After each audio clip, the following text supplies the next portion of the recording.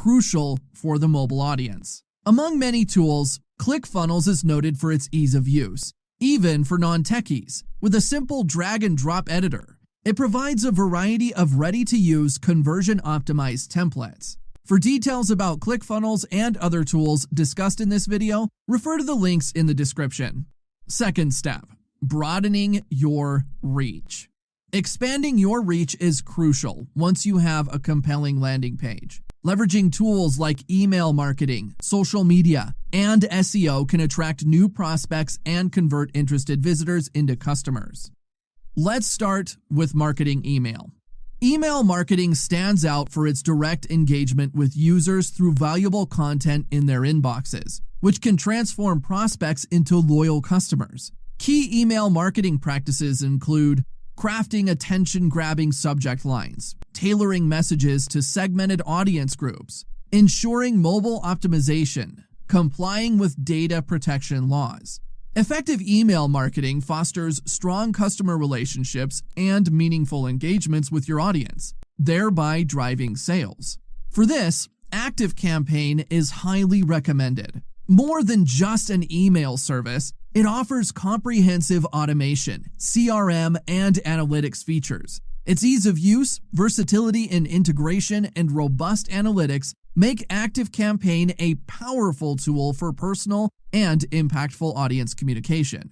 Once you have their attention, the next step is engagement. This means keeping your audience interested and, more importantly, keeping your business at the forefront of their minds. The way to do this is social media management. Social media management is essential for your online business to boost your visibility, customer engagement, and growth.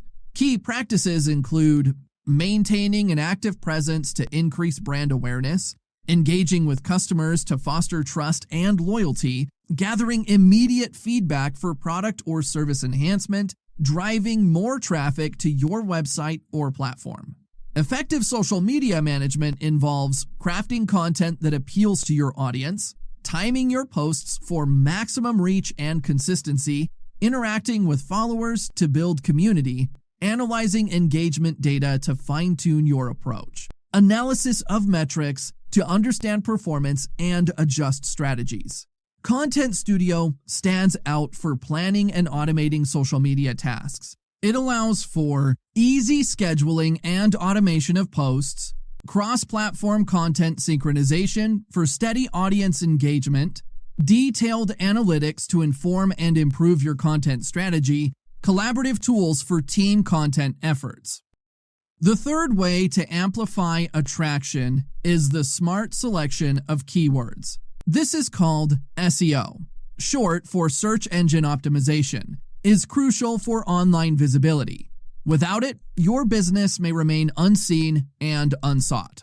SEO encompasses on-page SEO, tailoring content and meta elements to target keywords, off-page SEO, gaining backlinks from authoritative sources that point towards your content and enhance credibility, technical SEO, optimizing site speed and mobile compatibility, keyword research, discovering what potential customers search for online. SEO benefits include boosts visibility and brings targeted traffic, increasing chances for conversion, enhances credibility, high search rankings can build user trust, provides cost-effective marketing with long-term benefits cheaper than paid advertising, offers market insights through keyword trend analysis. For comprehensive SEO analysis, SEMrush and Mangools are top tools. SEMrush provides in-depth SEO and digital marketing insights, while Mangools focuses on user-friendly keyword research and competition analysis. These tools are key in ensuring your content ranks well in search engines. For YouTube content, vidIQ is essential, offering detailed analytics and optimization tips to help your videos stand out. The third step towards success is analyzing users' behavior. To boost business success, analyze the customer journey in your sales funnel and track a potential customer's path with discovery to purchase. One way to do this is mapping out your sales funnel. The sales funnel is a metaphorical representation of the journey that your potential customers take, from the moment they become aware of your brand to the point they make a purchase. Mapping out this funnel helps in optimizing your strategies and increases the likelihood of converting a casual browser into a loyal customer.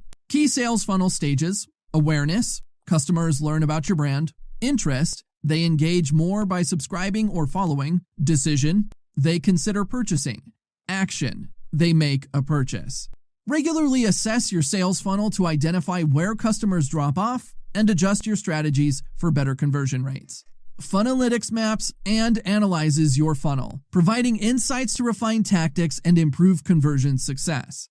The second way is analyzing users' behavior on your website. This can provide valuable insights and drive modifications. The better you know your visitors, the more effectively you can cater to their needs and tailor your sales strategies. Monitor these metrics: engagement, user interaction levels, bounce rate, single-page visitors, conversion rate, actions taken like purchases or signups. Of course, once you have the data, it's essential to interpret it in the context of your business goals. For example, high traffic but low conversions may indicate a pricing issue or lack of compelling product details. A high bounce rate might reveal irrelevant content or poor user experience. Hotjar offers heat maps and session recordings to show where users click, scroll, and how they navigate through your site. With such data, you can continuously refine and optimize your website for better conversion rates. The fourth step to develop your online business is delegating and automating to work smarter, not harder. As your business grows, tasks can become overwhelming. Delegating and automating can free up your time, letting you focus on core business strategies and enhancing your efficiency. Let's first talk about delegating. Delegating can be a game changer, as it not only boosts productivity but also allows for scalability. The key aspects of delegation are identification of tasks that are repetitive or outside your expertise, outsource to skilled individuals or services, ensure clear instructions and expectations. The platforms Fiverr and Upwork connect you with freelancers skilled in various domains, from content creation to web development, making it easy to recruit the person with the skills you need. The second way is automation. Automation refers to the use of software tools or algorithms to perform tasks typically needing human effort. It is crucial because it increases efficiency and productivity. It allows scalability and cost savings. It reduces error. We have already talked about tools to automate several key tasks. Another must-have tool is Make.com. This platform offers comprehensive tools for designing, collaborating, and publishing your content, all in one place. It offers an easy dashboard, analytics, and templates to optimize your projects. Staying organized is essential, especially as your business expands. It enhances efficiency and decision-making, projects professionalism, and lessens stress. Two elements are pivotal here. First, task and time management. ClickUp excels in task management, time tracking, goal setting, and customizable views, offering Gantt charts, Kanban boards, and collaboration tools. Its customizable views facilitate workflow, integration, and team collaboration. The second crucial aspect is to secure storage solutions, safeguarding your critical data. Data safety is paramount. Essential features for secure storage include encryption, multi-factor authentication, cloud solutions with advanced security, regular backups, and role-based access. For storage, pCloud shines as a secure cloud option, offering robust file storage with unparalleled security. It allows you to access files anywhere, anytime, across all devices. It provides file sync, shared folders, media playback, and top-notch encryption. Maintaining and growing a business requires ongoing improvement efforts, particularly in boosting conversion rates.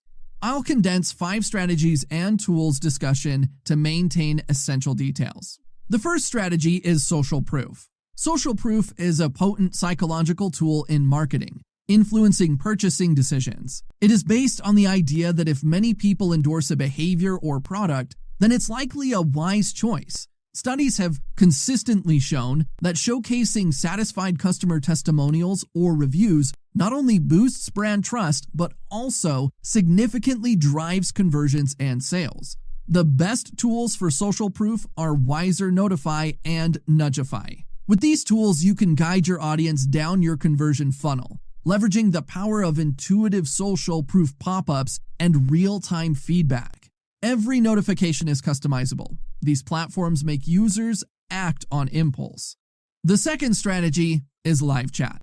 Live chat emerges more and more as a pivotal tool in bridging the gap between you and your customers. Live chat is no longer just convenient. It's expected for superior customer service. It provides immediate, personable support, fostering customer loyalty and allowing you to gather insights on customer needs. Live chat platform offers an intuitive interface that ensures swift customer interactions, accompanied by features like real-time traffic monitoring and automated greetings.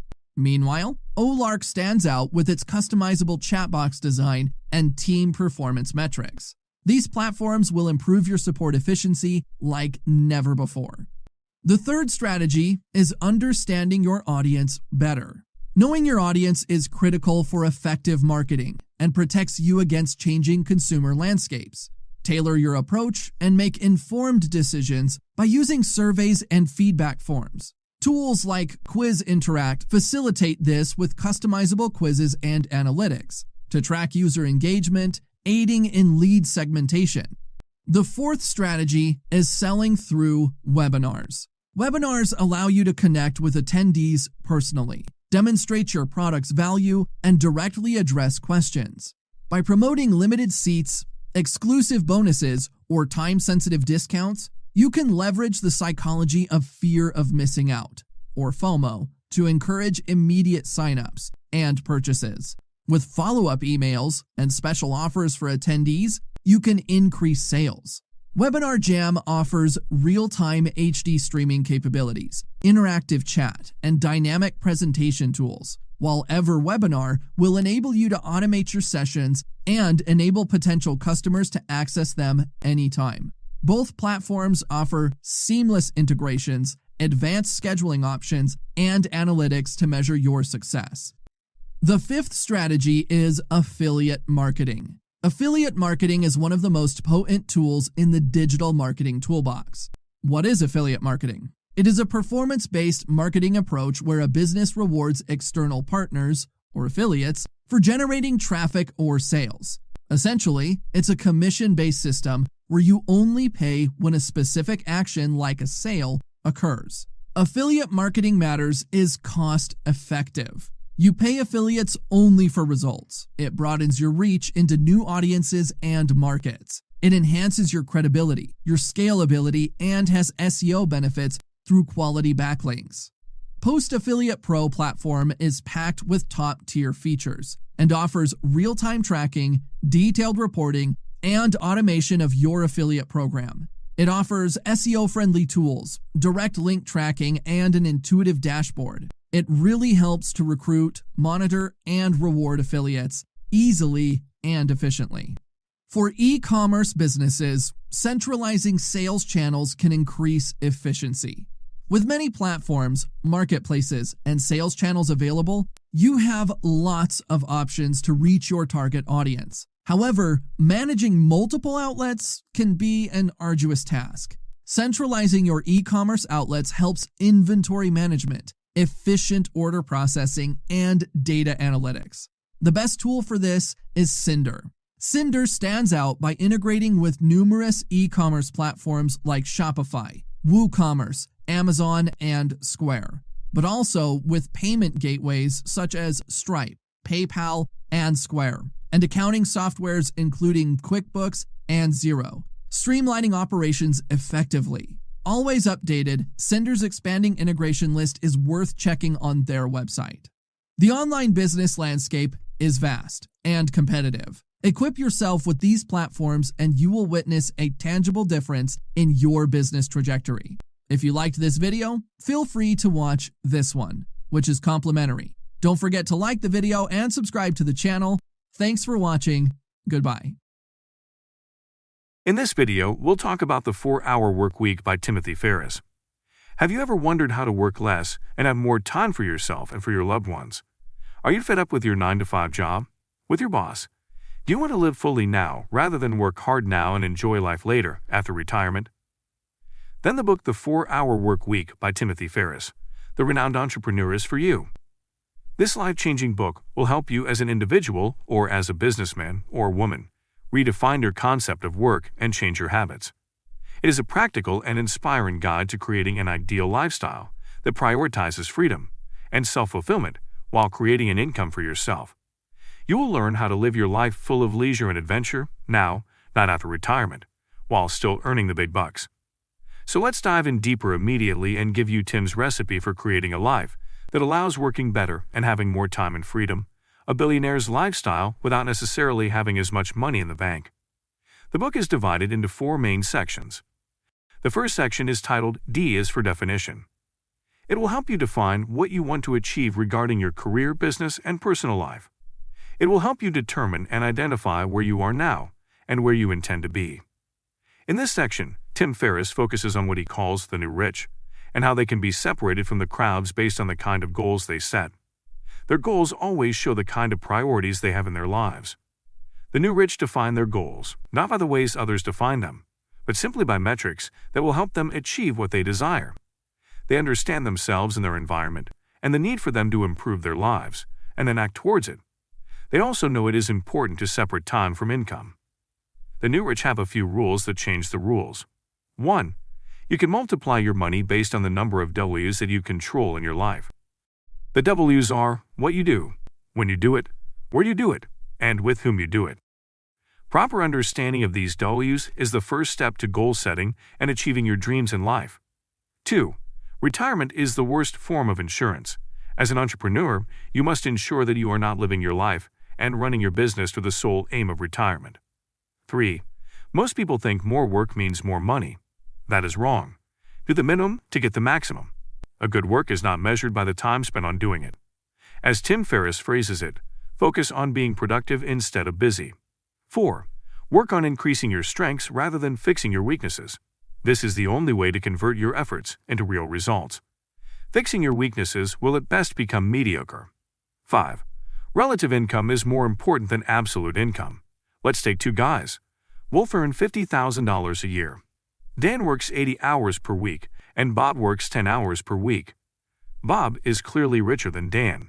His hourly rate is 8 times higher.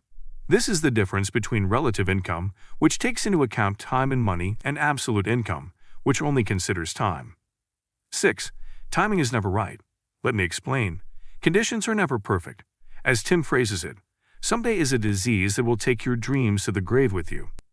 If something is important to you and you want to do it eventually, just do it and correct the course along the way. Do not wait for all best conditions to be reached because they never will. 7. Fear is an optimistic denial. Many people choose unhappiness over uncertainty. Define your fear and ask yourself, what's the worst that could happen? How likely is it to happen? How can I repair the damage if it does happen? This will help you identify what you put off out of fear and take the necessary actions. Remember Tim's saying, what we most fear doing is usually what we most need to do. 8. Know the things that will lead you to growth, and work on achieving them. Be aware that if you don't pursue what excites you, you will regret your actions in 5 to 10 years. 9. 99% of people grow up convinced that they cannot achieve great things. That is why they settle for mediocre living. To achieve great things, the best question to ask yourself isn't what do I want, but what would excite me? To answer this, ask yourself, what you would do if there were no way you could fail? What you would do if you had $100 million? What are the 4 dreams that would change it all? Determine the cost of these dreams and your target monthly income. Determine 3 steps to reach each of these 4 dreams for the next 6 months. Then set simple and well-defined actions for now, tomorrow, and other days.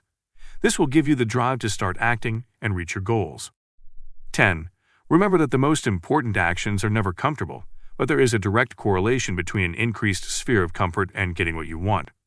Tim Ferriss says, a person's success in life can usually be measured by the number of uncomfortable conversations he or she is willing to have. We will now see the second section of the book, Section E, but before that, if you are interested in investing in the stock market, you can copy my investment portfolio, which has an average growth of 17.89% per year since 1998.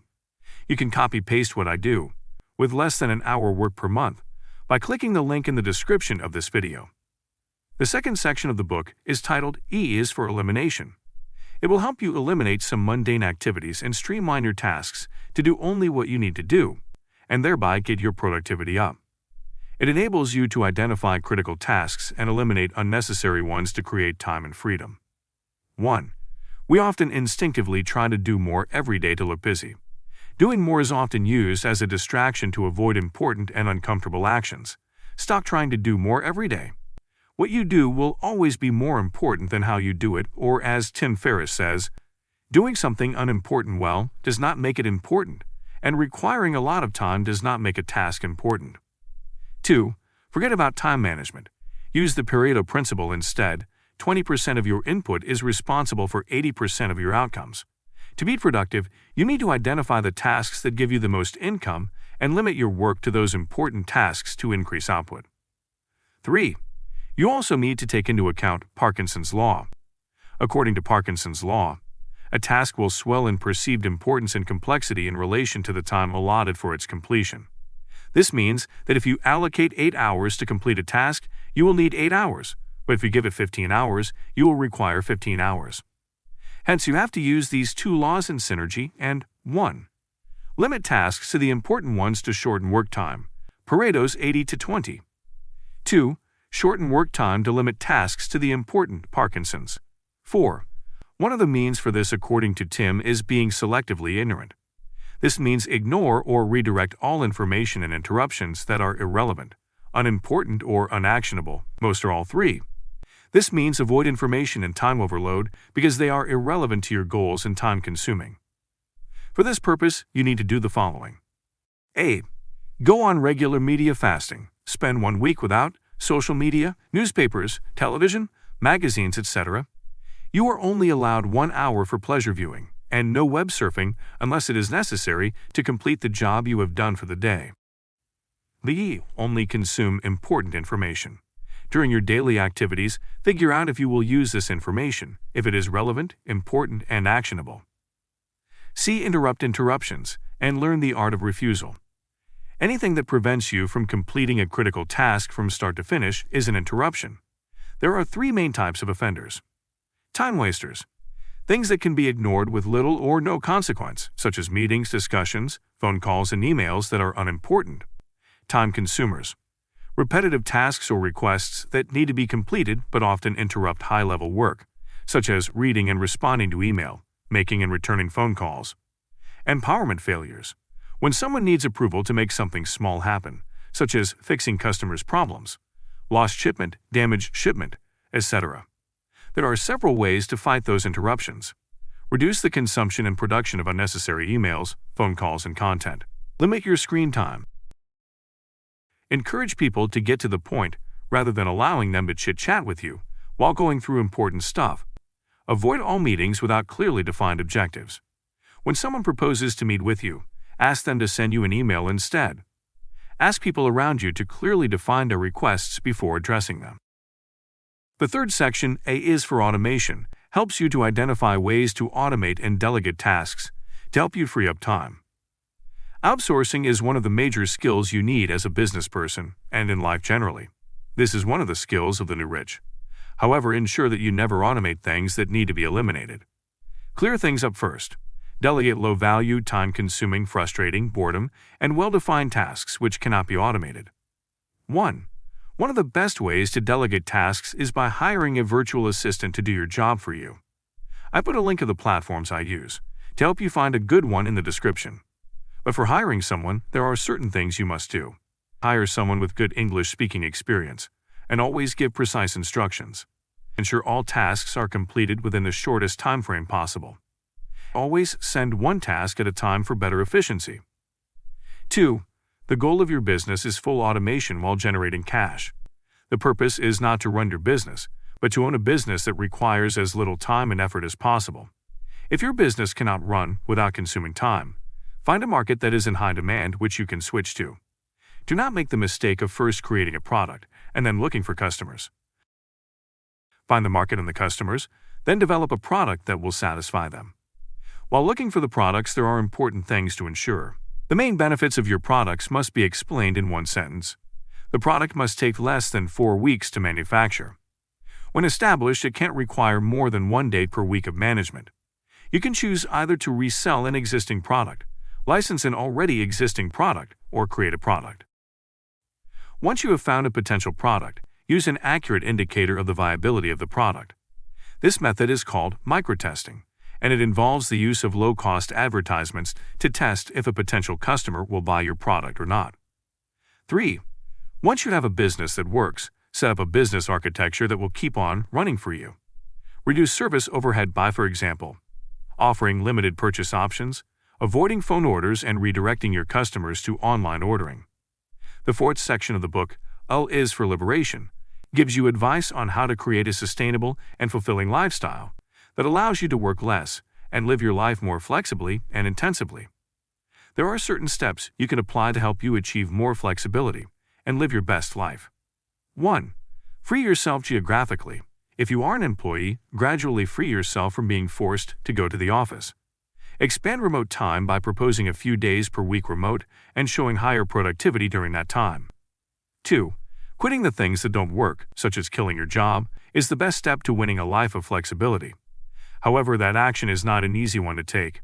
There will be several phobias trying to prevent you from doing it. However, instead of dwelling in the fear, use it as an opportunity to explore the possibilities. 3. Explore more. Take breaks in between work and travel. Traveling will give you a sense of freedom and enable you to explore the world better. 4. Filling the void. Once you manage living your dreams, you must ensure that you do not get bored and depressed because you have too much time. Make sure that after subtracting work, you use your free time to live fully and do things you like. 5. Avoid most common mistakes of the new rich, such as losing sight of your dreams in your work, handling problems that can easily be outsourced or that are not important, working where you should relax, looking for perfection instead of progress. The previous chapters have shown us the important parts of the book and provided us with the right guidelines on how to escape the traditional workweek and achieve a lifestyle of more freedom and flexibility. Now let's see the lessons to take away from the 4-hour work week and how to apply them in your everyday life to make sure you achieve your dreams. 1. Define your goals. You must specify your goals before making any action. This will help you avoid activities that are bound to wasting your time and not giving you the kind of results that you need. 2. Focus on high-value activities and delegate the rest. To be more productive, you must focus your time and energy on achieving the high-value tasks and delegate the boring, low-value, time-consuming rest to others. Identify the tasks that may not be worth your time but are important for your business and delegate them to someone else. 3. Apply the Pareto and Parkinson principles. Focus on 20% of the activities that help you achieve 80% of your results. Shorten your work time to be more efficient. 4.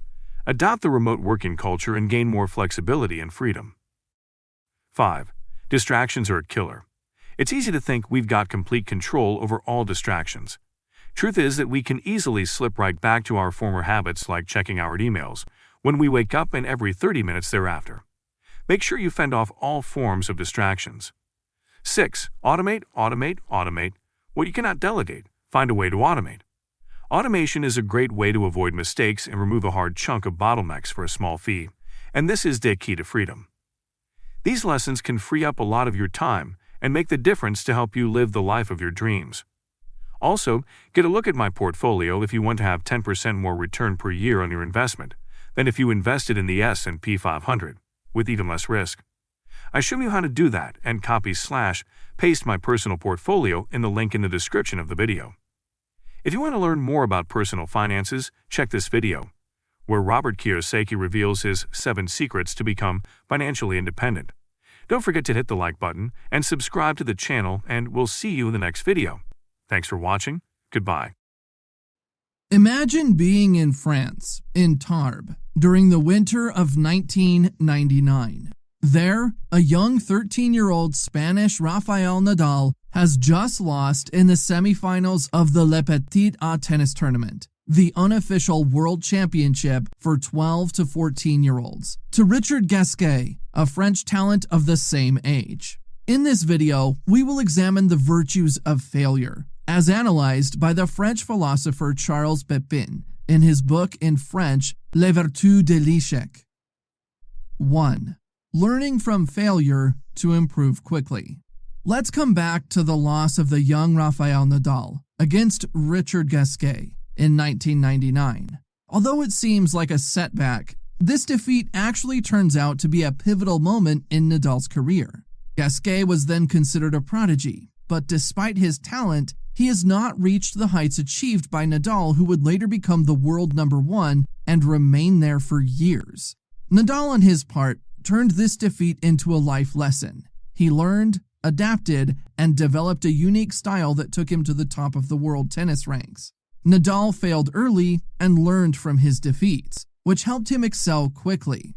In contrast, Gasquet, who experienced early success, may not have had the opportunity to learn from his mistakes as early in his career. What's the takeaway? Early failures push us to question, analyze, and adapt our strategies. They are powerful catalysts for learning and growth. 2. Error as the sole means of understanding.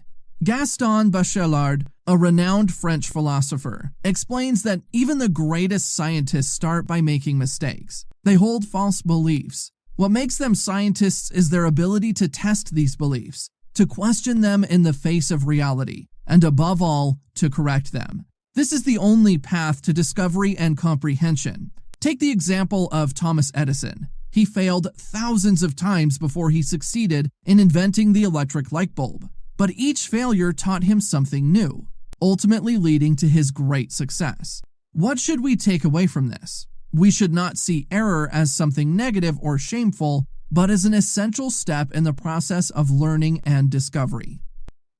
3. Failure to help us assert our character.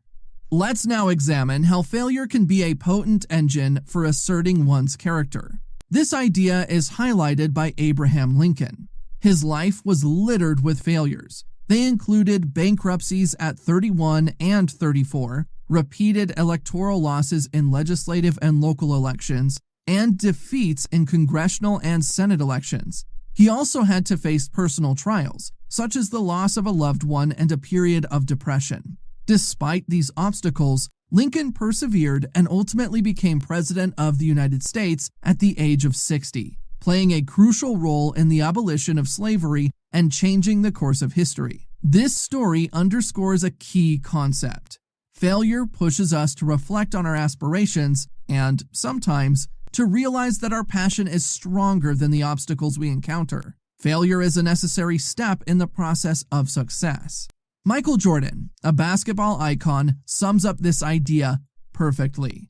I've missed over 9,000 shots in my career. I've lost almost 300 games. 26 times I've been trusted to take the game-winning shot and missed. I've failed over and over in my life, and that's why I succeeded. Each missed shot, each lost game contributed to forging the champion he became.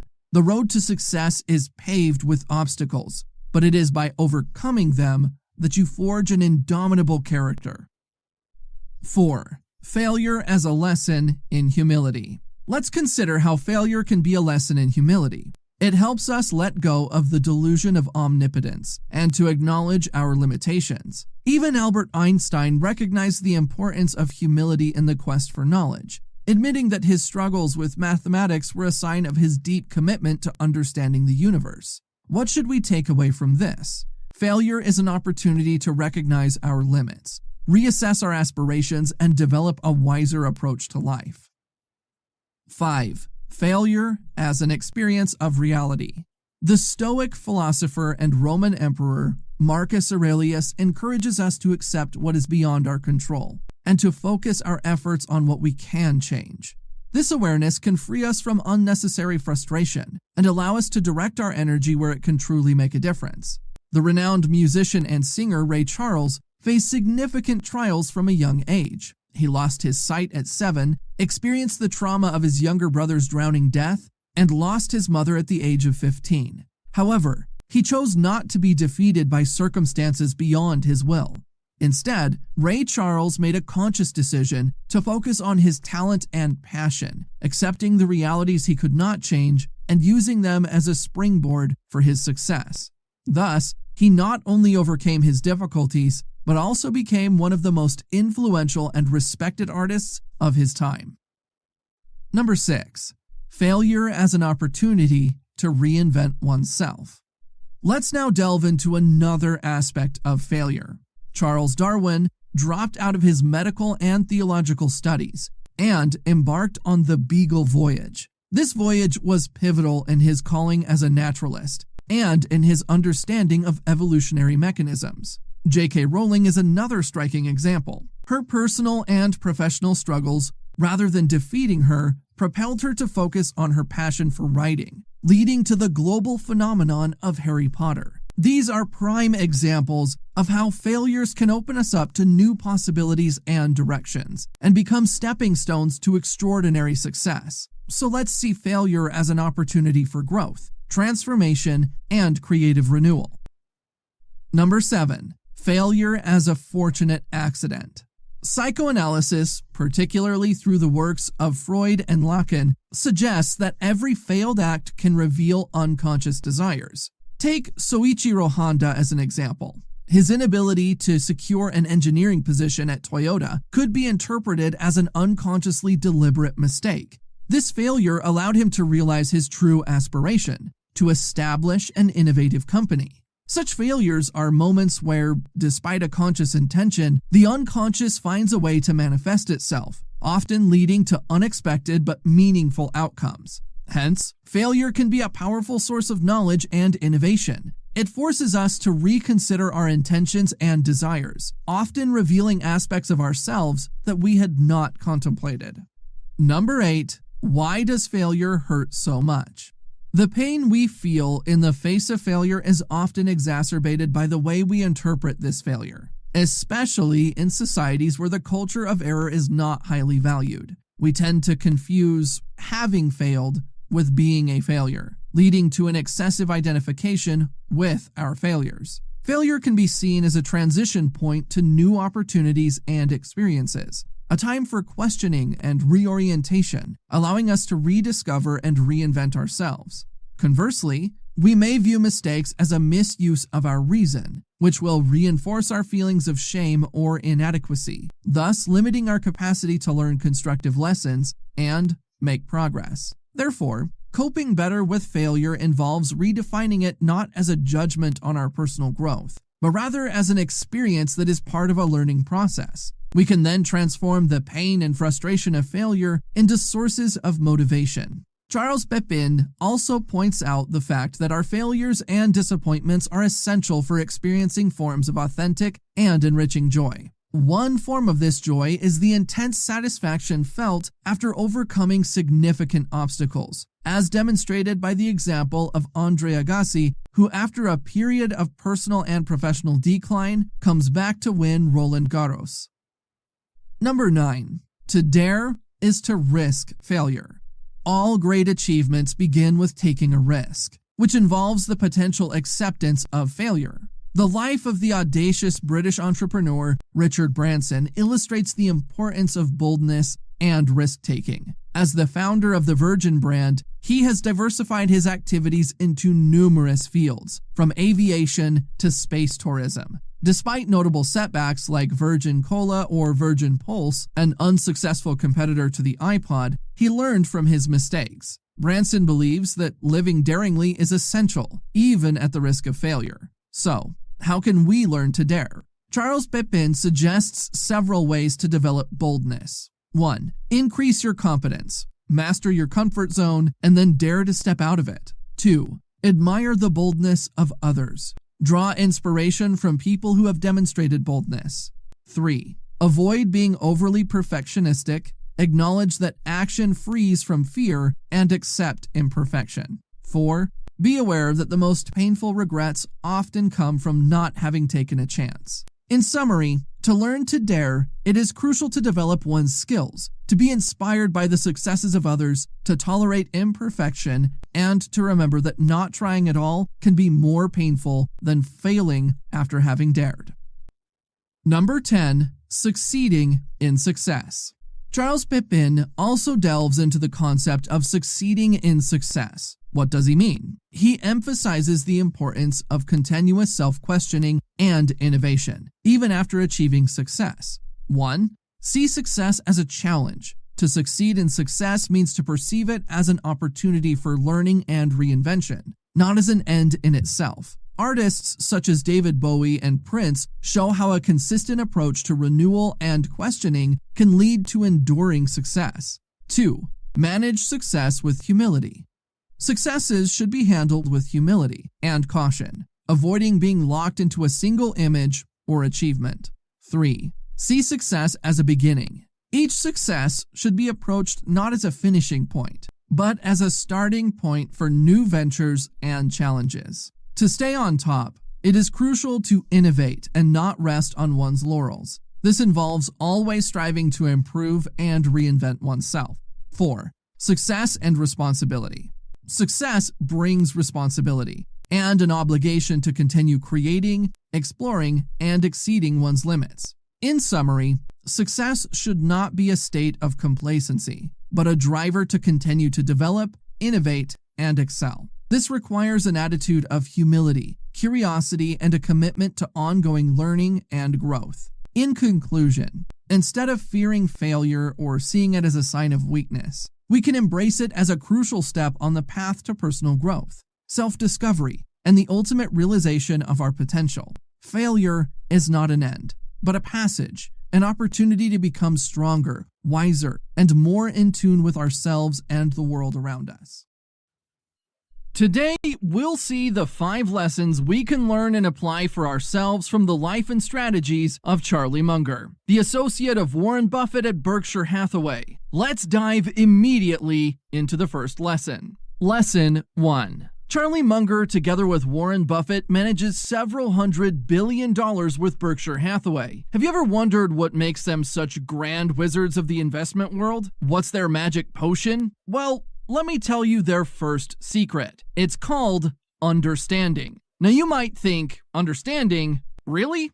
That's it? But let me explain. Charlie wasn't about just picking any flashy, trendy stock that was making headlines. He insisted on knowing the ins and outs of a business, sort of like checking out the engine before buying a used car. You wouldn't want to spend your savings on a shiny car that's going to break down the moment you hit the highway, would you? Charlie treated investing the same way. He wanted to see under the hood of the company, know its strengths, understand its weaknesses, and get the whole picture before investing. Makes sense, right? But hey, nobody's perfect. Let's talk about the story of Dexter Shoes. Charlie Munger and Warren Buffett thought they'd hit a home run with this one. The company was doing well, raking in profits. It was like finding a classic car with a purring engine, or so they thought. But the thing was, they overlooked a big detail: competition, specifically cheap imports from abroad. Just like finding out that the classic car you bought has a leaky oil tank, they saw their investment slowly losing value. It was a big, expensive lesson, but it reminded them why Charlie's understanding before investing rule was so vital. So the next time you're tempted to jump into an investment,